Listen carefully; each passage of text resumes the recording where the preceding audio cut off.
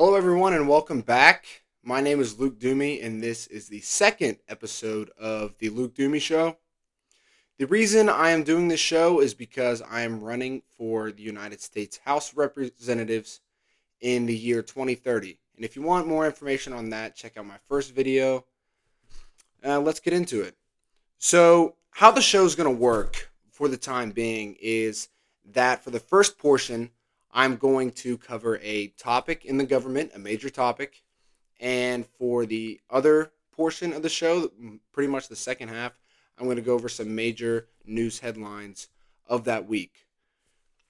So the first series that I'm going to do about the government topic for the first portion of the show is I'm going to go over the budget, and I'm going to go into each and every part over the course of a few weeks. I don't know how long it'll take exactly yet, but we're going to break it down. We're going to get into it, and we're going to learn all about the budget and what needs to change and what kind of problems that we currently have. So, just kind of as an intro and an overview, will be this show. And next week, we will start in our first subsection of the budget series.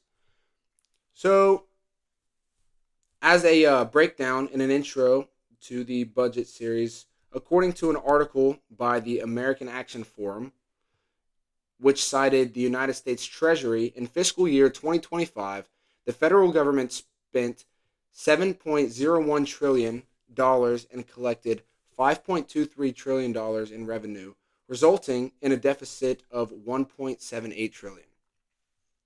This brings the current U.S.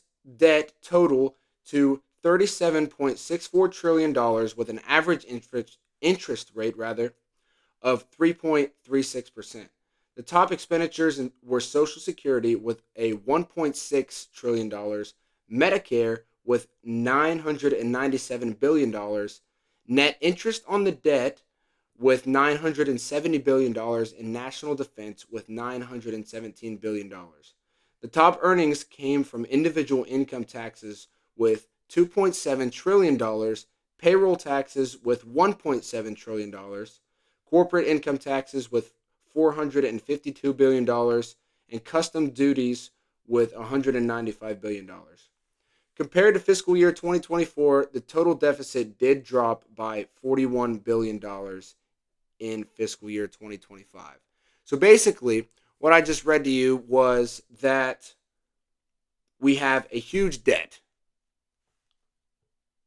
More specifically, the debt is $37.64 trillion dollars, and it is rising by the trillions each year.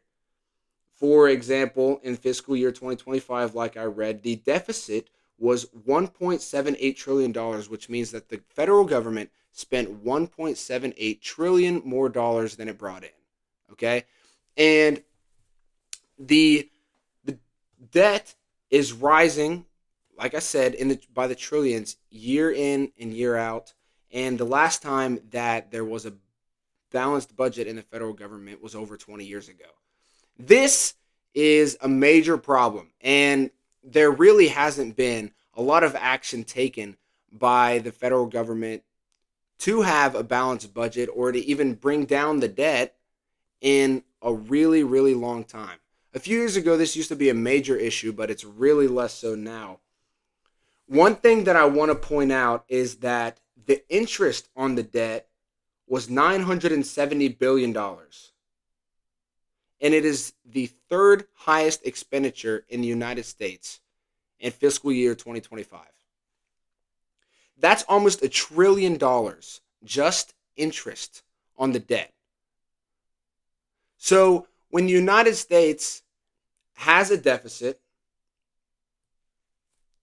private companies or other governments or the Federal Reserve will buy Federal Reserve notes primarily to cover the deficit so that the government may be funded. And the reason that private companies and other countries and the Federal Reserve purchase these notes is because the federal government will pay them back with interest.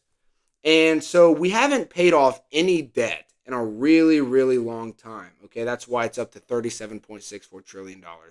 Okay, the only thing that we're paying off is the interest on the debt. It's really not paying anything off. It's only paying what we owe. And the $37.64 trillion debt is accruing more and more interest as time goes on.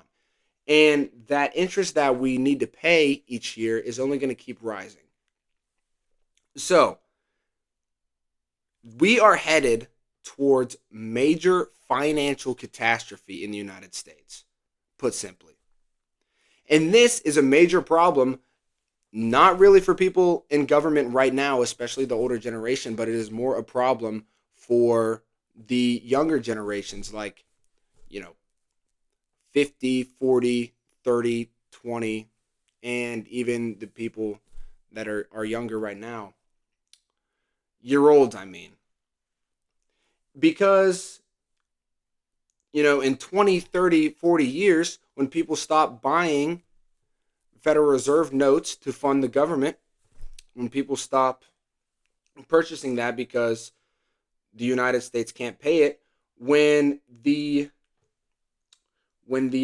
revenue that the United States brings in is less than the interest that we're supposed to be paying on the debt, that's when the private companies and other governments and even the Federal Reserve at that point. We'll get into how the Federal Reserve works in this series, but they'll stop buying the Federal Reserve notes and the government will not be funded. Okay, and when the government's funded, you think that it's bad when there is a government shutdown now. If people aren't getting paid by TSA or people are losing out on their SNAP benefits, you think that's bad now? If a political party shuts down the government, imagine 10, 20, 30 years from now when there's literally no money to fund the government at all. Okay, it'll be major fallout. Okay, and the people who are going to bear that burden 20, 30, 40 years from now, even maybe 10 years from now, is not going to be the current people that are in government. Okay, it's not going to be Nancy Pelosi, and it's not going to be Mitch McConnell. It's going to be you, and it's going to be me, okay? So this is why we need to tackle this issue right now. And there has not been an effort to tackle this issue at all. It's just a spending spree over and over and over, year after year. The government spends more and more money and adds more and more debt to the total federal debt that we have right now. Trump says that the tariffs are going to start paying off the debt. And I hope he's right. It doesn't look like he's right now because the customs duties, which is, short and long, basically tariffs, because it's basically the money that the government brings in or out by trade. It only totaled to $195 billion in fiscal year 2025. And I'm a strong supporter of tariffs. We'll get into that later on in the show. Not today's show probably, but later on in the show. Why I am a supporter of tariffs. But like I was saying, Trump says that the tariffs are going to fully fund the government and that they'll start paying off the debt. I hope he's right. It doesn't look like he is right now. But there needs to be some major financial overhaul so that we can try to put an end to this problem before it completely crushes us as a nation, okay? Because when you don't fund the government, you don't fund national security and defense primarily, okay? And you're talking about like not having all your benefits right now. Imagine other nations invading us because our military hasn't been funded. We can't, buy new planes. We can't build new ships. We can't pay our military servicemen, okay? So, long story short, there's a major problem and it's looming and it's coming. And nobody really wants to talk about it. Nobody really wants to tackle it that much. A few years ago, it was a huge issue. It was like it was almost an election-breaking issue, probably. And I don't even know how many, probably 5-10 years ago. People were talking about it, like all the debates and everything else. But right now, People have just kind of scuttled it under the rug because of more social politics, which is not, they're very important social politics, but this is a huge deal. This is a huge issue, and we really need to talk about it, and we need to tackle it, and we need to come up with a solution. The thing about it, like I've said before, is that a lot of the members in the government really aren't going to have to bear the burden of it. They can spend however much they want. And I'm not saying that they don't care about their kids or their grandkids, but they're not thinking about it. They're just, spending money how they see fit right now. And they're not thinking about the implications of that 20, 30 years down the road when we are the citizens and our children are the citizens of this nation. And there's been a financial meltdown. And you can blame it on the 2008 financial crisis. You can blame it on endless wars in the Middle East. You can blame it on the COVID-19 spending or anything else. You can blame it on whatever you want, but it doesn't matter what you want to blame it on. There's still a problem. And the problem needs to be fixed. Okay, so that's kind of the intro to the budget series that we're going to go through. And, I'm going to share as we go through this series different ideas, and I'm going to go through each section of the budget and talk about it. So for that kind of wraps up the intro for the budget series. Make sure you stay tuned for more episodes about it as we go through, and I break down and come up with solutions for each part of it. All right, so now we're going to get into the news stories for the week. So this was a major, major week for the news. There's a lot of stuff happening. It's like stuff was blowing up. The news stories were coming like this, like lightning throughout social media and stuff like that. So we're gonna go through. We've got five big ones for the week, and the first one that we're gonna get into is the State of the Union. So, according to an article by Axios, Trump set the length record for the State of the Union at 108 minutes. And there were a lot of viral moments from that State of the Union, including the first one being when Trump said he basically phrased the statement like this. He said, "Stand up if you believe that you should prioritize American citizens over, illegal aliens or anyone else." And it was pretty interesting because like the entire Republican side pretty much stood up, and then the Democrat side stayed standing. Okay, and there hasn't been a lot going on, like people talking about this. Like people have been asking the Democratic congressmen and women that were there, they were asking them about it. And a lot of them, at least a couple of them, they were like, I would have made a different decision if like I could redo it. And then I saw one guy talk about how he is protecting the Constitution, and like that's his main priority. It isn't about a citizenry or anybody else. He's protecting the Constitution.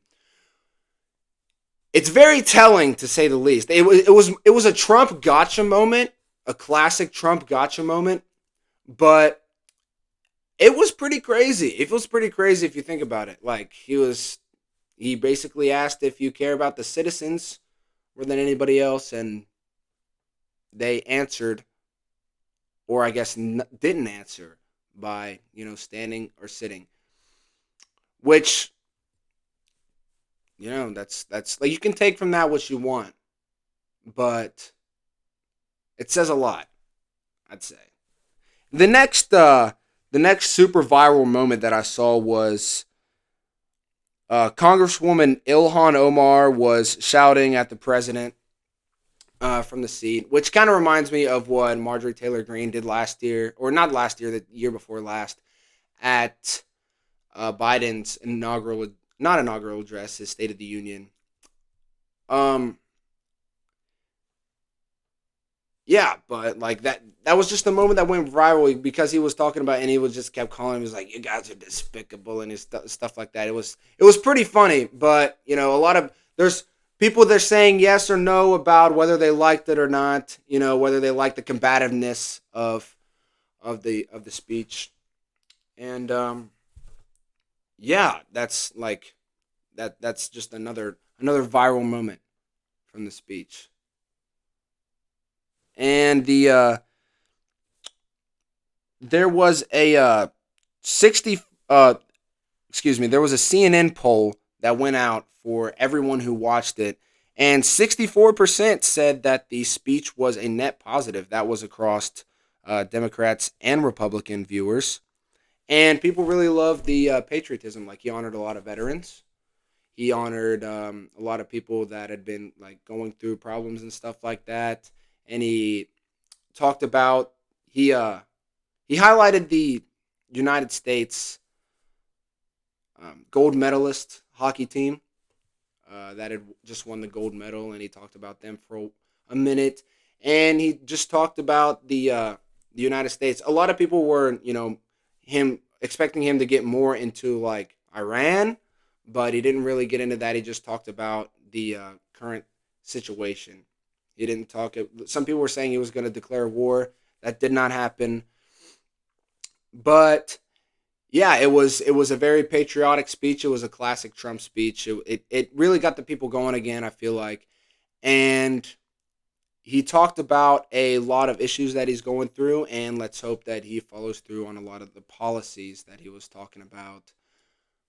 I'm not going to get into it specifically because that would take way too much time, and I've got four more news stories to get through. But that was pretty much the State of the Union address. If you didn't watch it, make sure you go watch it. But that pretty much breaks down, and I talked about a few viral moments that went through with that. Okay, so the next story is the SAVE Act, and I've got the congressional breakdown of it right here. It is called the SAVE Act, or the Safeguard American Voter Eligibility Act.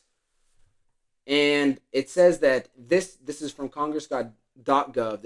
It says that this bill requires individuals to provide documentary proof of U.S. citizenship when registering to vote, and requires photo identification to vote in federal elections. Specifically, the bill prohibits states from accepting and processing an application to register to vote in a federal election unless the applicant presents documentary proof of U.S. citizenship. The bill specifies what documents are considered acceptable proof of U.S. citizenship, such as identification that completes with Real ID Act of 2005 that indicates U.S. citizenship. Further, the bill prohibits states from registering an individual to vote in federal election unless at the time the individual applies to register to vote, the individual provides documentary proof of U.S. citizenship, and requires states to establish an alternative process to demonstrate U.S. citizenship. Each state must take affirmative steps on an ongoing basis to ensure that only U.S. citizens are registered to vote, which shall include establishing a program to identify individuals who are not U.S. citizens using information supplied by certain sources. Additionally, states must remove non-citizens from their list of eligible voters. The bill provides a private right of action for certain violations and establishes criminal penalties for certain offenses. Individuals voting in federal elections must present eligible photo identification document. An individual who votes by an absentee ballot must submit a copy of their identification document with both the request for and the submission of the absentee ballot. So basically, it is a law that says that you can't vote in federal elections unless you are a citizen and have provided proof for that. This is a major law that has been passed in the House, and it is in the Senate right now. And I have another article about its status in the Senate. So the Senate Majority Leader, Mr. Thune, he says we want to get the SAVE Act. It says, this is a report from NBC News. Thune told reporters on Wednesday, while cautioning that other Republican priorities like funding the Department of Homeland Security and pursuing a housing bill are harder to do once you're in the throes of a talking filibuster. So they're talking about the filibuster right now. Right now, they are in a in a filibuster which takes a supermajority of 60 votes or more in order to take the bill to a final vote. Okay, so people are talking about how he should go to a talking filibuster, which would require the opposing party to speak for the entire time until it is taken to a vote or a vote to end the filibuster. At that time, because of amendments and such that would need to go through, we would need a 50 plus majority in the Senate. The Republicans would. A 50 plus majority at all times during the talking filibuster. And the Democrats would only need one or probably two in case there is a gap in talking in the Senate chamber at all times. Right now, we have, I think, 54 Republican senators, a slight majority, and we would need 50 or more constantly present in the Senate chamber in order for the talking filibuster to keep going.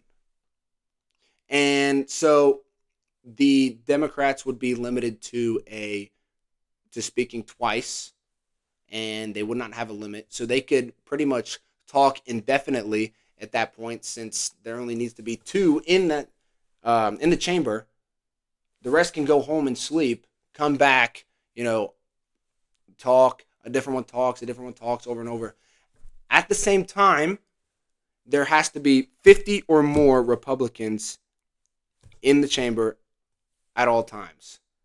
And this would also, what he was saying, it says, harder to do once you're in the throes of a talking filibuster funding the Department of Homeland Security. He's talking about the splitting up the funding bill, the continuation from a few weeks ago, where the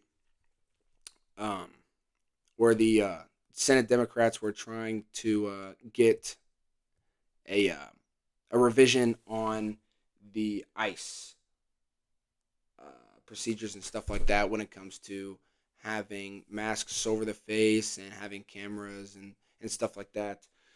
But that's what he's talking about. They're trying to get through stuff to continue to fund the Department of Homeland Security. It goes on to say, Thune also gave his most skeptical comments to date about the practicality of using a talking filibuster to end the House-passed Save America Act to Trump's desk. The bill would require new proof of citizenship rules to register to vote. We already went over that. The talking filibuster issue is one of which there is not certainly a unified Republican conference, and there would have to be, Thune added after a Senate GOP meeting. If you're down that path, you're talking about the need to table what are going to be numerous amendments and an ability to keep 50 Republicans unified pretty much on every single vote. And there isn't support for doing that at this point. So like I said, he would have to keep 50 or more Republicans in the Senate chamber 24/7 during the talking filibuster. And it could go on for days, weeks, or potentially months. Okay. So that's kind of where the SAVE Act is right now. There's a lot of pressure for them to go to a talking filibuster and for the Senate Republicans to just tough it out in order to get this groundbreaking piece of legislation passed. But whether or not they do that is, anybody's guess right now. We haven't heard very much about it since the State of the Union when Trump addressed it a little bit there. The next story that we're going to get into is the tariffs. So, following multiple lawsuits, the Supreme Court struck down all Trump tariffs after Trump used the 1997 law known as the International Emergency Economic Powers Act to enact tariffs in 2025. Okay? So Trump was talking about his tariffs the whole time, and he was it wasn't very structured at the time that he was doing it. And basically there was a lot of lawsuits from businesses all over the country because they had been losing money, is what they said. And they brought it and it got up to the Supreme Court, and the Supreme Court ultimately struck down all of Trump's tariffs, and they all went down. So California Governor Gavin Newsom is demanding refunds, but they are going, like, they say that they're going to get those refunds because they were deemed unlawful by the United States Supreme Court. But how or when they're going to get those refunds for the money that they reportedly lost is how or when they're going to get them is, to be seen yet. But Trump has enacted Section 122, which is a never before used law, which enacts 10% tariffs for 150 days, and after which it will go to Congress. And it's 0 to 15% tariffs. It's for like it's like emergency economic powers law, I think. And it will take effect February 24th and will last for 150 days with 10% tariffs on everything. Again, I'm a big fan of tariffs. I don't really have time to get into it in tonight's show, but um, a lot of my reasons are things that come from like the founders' ideas and the burden on the American people and the economic nuances that there's a lot of speculation whether or not the taxpayer or the purchaser in this case pays the money for the money gained in tariffs. And I don't think that is a lot of economists. Oh my gosh, economists. They don't think that the purchaser um, pays whatever the company loses in tariffs. They don't believe that. But we'll get into that later on in the show. We're not going to get too deep into it tonight. I just wanted to let my thoughts and my beliefs about tariffs and about that whole thing be known. Okay, so basically Trump is hit all those tariffs from 2025. They got struck down, and right now it's 10% on everything for every country for the next 150 days. And it took effect a few days ago on the 24th. And that is another thing that Trump talked about in his State of the Union. He talked about the Supreme Court, and he said it was a terrible decision to knock down the tariffs. But, okay, so the next story is Mexico. And I have got a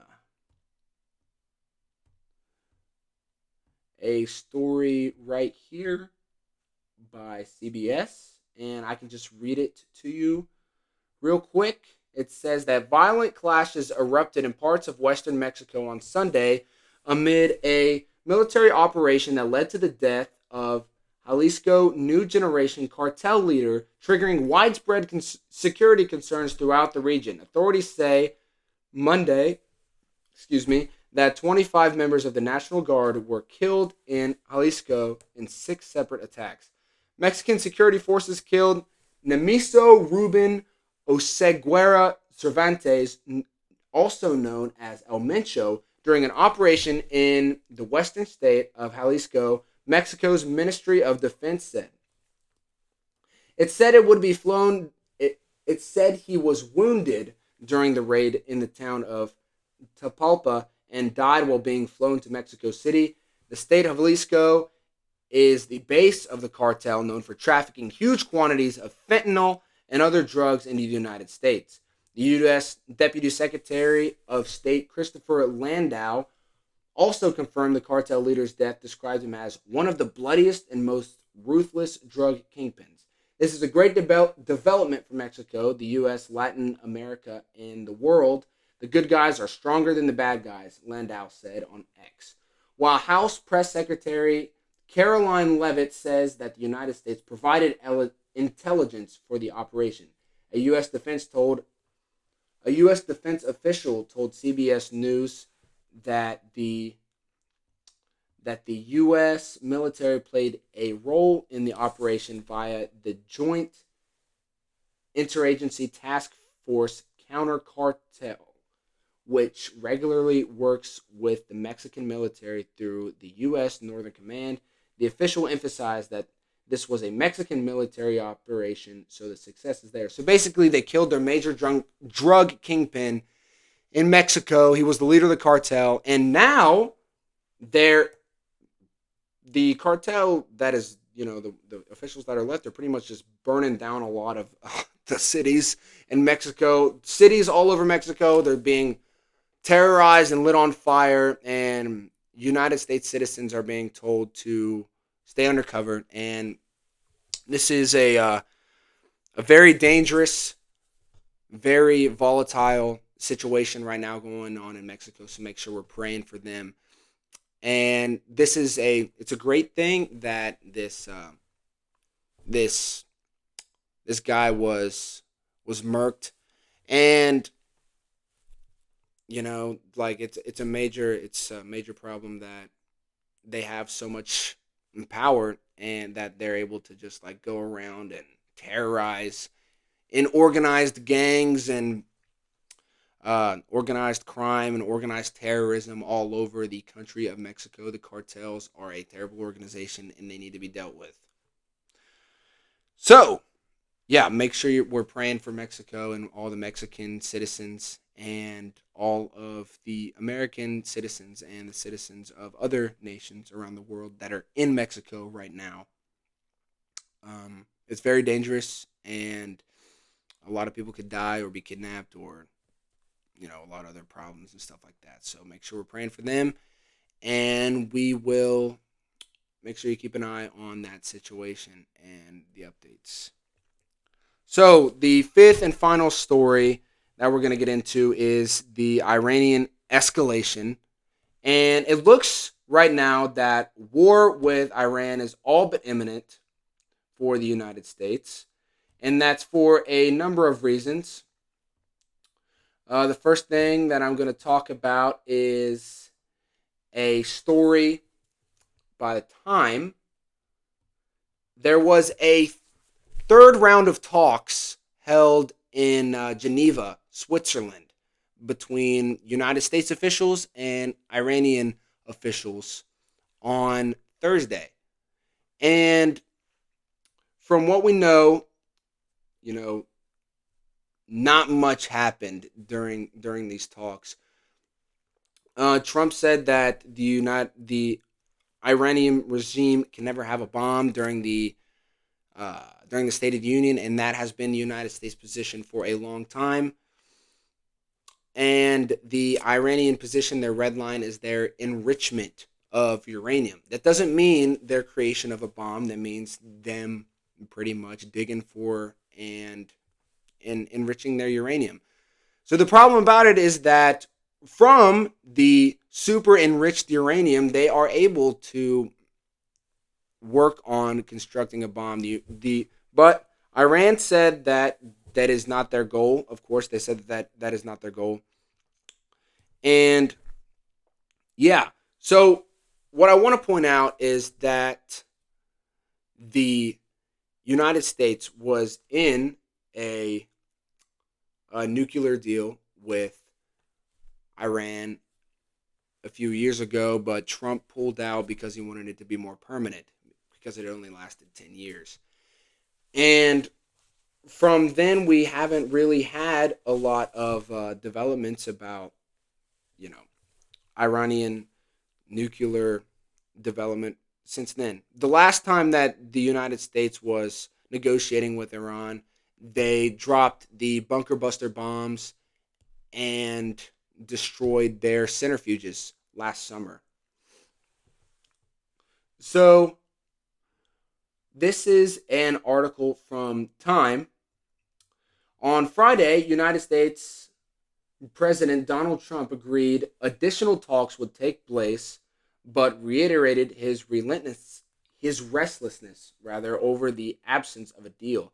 I'm not happy with the fact that they're not willing to give us what we have to have, he told reporters as he left the White House for Texas. I'm not thrilled with that. We'll see what happens. The risk of conflict emerging between the two sides remains, with the U.S. having spent recent weeks building up its military presence in the Middle East region amid heightened tensions. We'll get into that in a minute.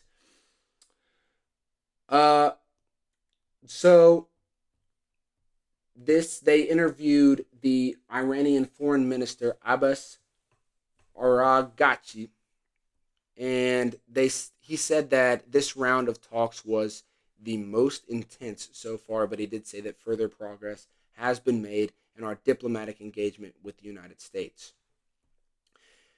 He also said that he warned that any conflict between the two would likely result in a devastating war, since the American bases are scattered in different places of the region. Then unfortunately perhaps the whole region would be endangered. He said, of course we are prepared. We are prepared for both options, war and peace.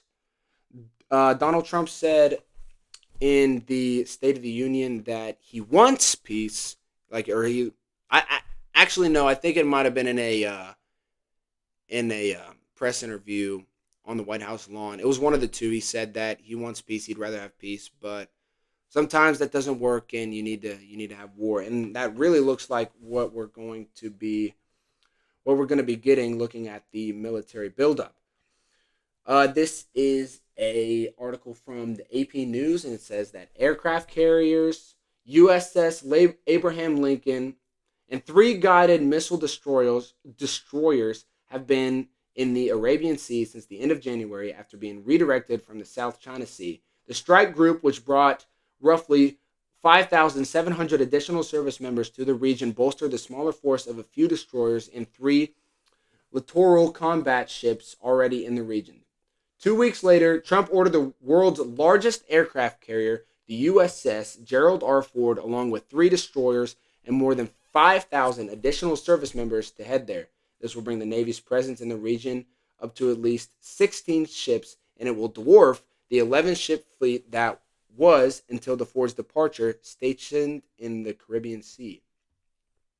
Along with that, there are a lot of airplanes that have now been sent to the region. Numerous additional U.S. fighter jets and support aircraft have also touched down in the Middle East and bases in Europe. More than 100 fighter jets, including F-35s, F-22s, F-15s, and F-16s, left bases in the U.S. and Europe and were spotted heading toward the Middle East by Military Air Tracking Alliance. That team of about 30 open-source analysts routinely analyzes the military and government flight activity. It says it also tracked more than 100 fuel tankers and over 200 cargo planes heading into the region and bases in Europe in mid-February. Adding to that force, the United States have moved 12 F-22 stealth fighter jets to a base in Israel, according to a U.S. official who spoke on a condition of anonymity to detail sensitive military topics. So yeah, there's a lot of ships, a lot of airplanes, and a lot of stuff going in that region right now. And what I'm seeing is that the United States would not spend so much money in fuel, so much money in, transportation cost of other kinds, and having, I think it was half of the deployable Navy and a third of the deployable Air Force, all in the Middle East at one time. What I'm saying is I don't think that they would do that just to send a message. I think they're there for a reason. And everything being there will be a strike. Trump said a few days ago that they have 10 to 15 days to come up with a deal, or else there would be a strike. And it is Trump's forte to have the element of surprise in this situation, which is probably what we'll have. It's what we had last year when they dropped the bunker buster bombs on the 3 Iranian sites. That was the first time that the United States had ever bombed Iran. And yeah, but the major problem in this is that while everybody is like, all of this stuff is going on in the Middle East, we're also still funding the war in Ukraine and providing weapons for that. We just, kidnapped the Venezuelan president, Nicolas Maduro, and we are working on relationships with Venezuela, so we need military in the Caribbean and around the Americas. And also, at this time when there's so much United States force in the Middle East, there is the major issue of China wanting to take over Taiwan or Taiwan. And they said in, I think it is a late 2025 release, that they wanted to have Taiwan by the end of 2026. At the same time, Xi Jinping has kind of overhauled his entire military staff. So we'll see what happens with that, but it's just really dangerous to have everything going on in this center right here. That is dangerous unless they plan to have an actual attack, which I'm saying that they will. So the American red line is that Iran cannot have a nuclear bomb. Okay, so in the past, it seems that Iran has, been willing to come to the table and negotiate that because they understand that war with the United States, all out war, which it looks like we're going to have in the next few days, would mean total regime change in Iran. And if you don't have that, then it would be a major problem and a major insecurity for all of the countries in that region if there's an all-out war but no regime change at that point. And historically, regime change wars in the Middle East have been extremely expensive and not effective at all. So the United States making sure that Iran does not have a nuclear bomb is in the interest of the American people because it's a security threat. But a regime change war is much less in the interest of the United States people just because it costs a lot of money. Okay, we were just talking about the budget and we were talking about all the spending and the deficit and everything else. And expensive wars have been a large part of that. Expensive, ongoing, forever wars in the Middle East have been a large part of the adding up of the national debt. And we don't need any more of that. We need diplomacy more than we need a regime change war with Iran. And that does not look like what we're going to get this time around. But we'll have to see. This is breaking stories, stuff that's going on. This stuff is getting updated daily about what's going on in that region of the world. And there could be some major stuff come out in the next couple of days. I heard that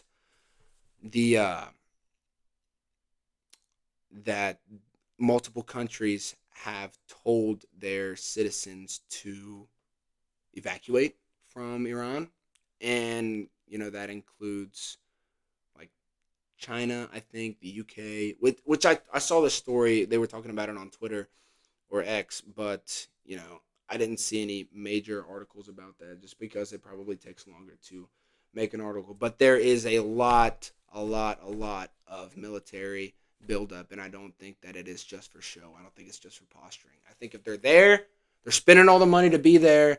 They're spending all the money and taking the security threat to put all the airplanes and the ships there. I think they're going to hit them, and I think they're going to hit them real hard.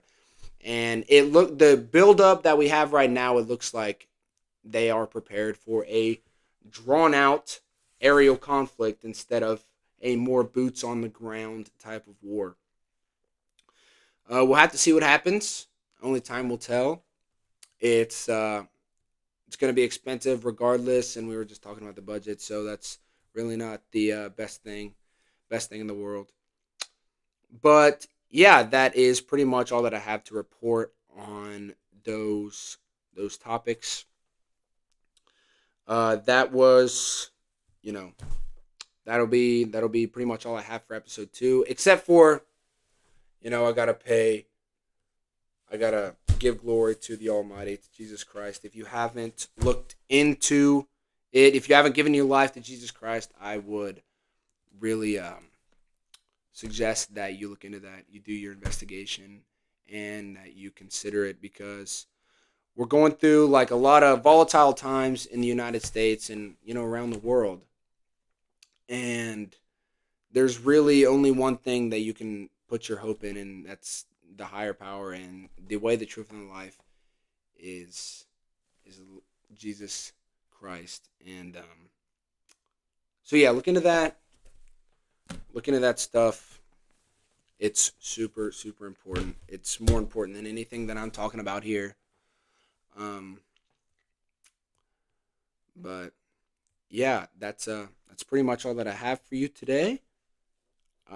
Remember, Dhume 2030. Follow me on YouTube. Make sure you subscribe, drop a like, leave a comment. Let me know what you think about the show. Uh, Give it a share. Share it to your friends. Share it to your family. Let them know Dhume 2030, United States House of Representatives. Uh, follow me on Follow me on X. Follow me on Instagram. It's at Luke Dhume for all of them, all my handles. Yeah, we are going to continue to learn more. We're going to continue to talk more, and I'm going to continue to be around the people and to make this dream a reality. To take back power and give it to the people. Remember, Dhume 2030. Thank you so much for watching, and have a great day.